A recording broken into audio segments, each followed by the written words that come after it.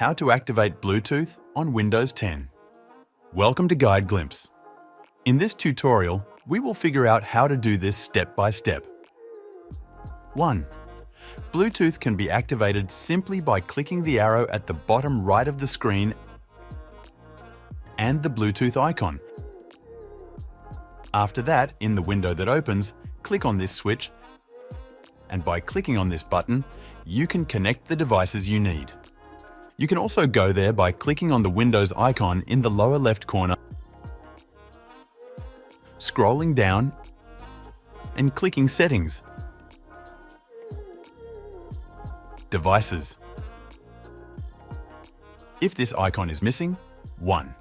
Click on the Windows icon in the lower left corner. 2. Scroll down to the Windows Administrative Tools folder and click Services. 3. In this window, find the Bluetooth Audio Gateway Service parameter. Right-click on it, Properties. 4. In Startup Type, select Automatic, click Apply and OK. 5. The same needs to be done with Bluetooth Support Service. Now you know how to turn on Bluetooth. Don't forget to subscribe and watch other guides from us.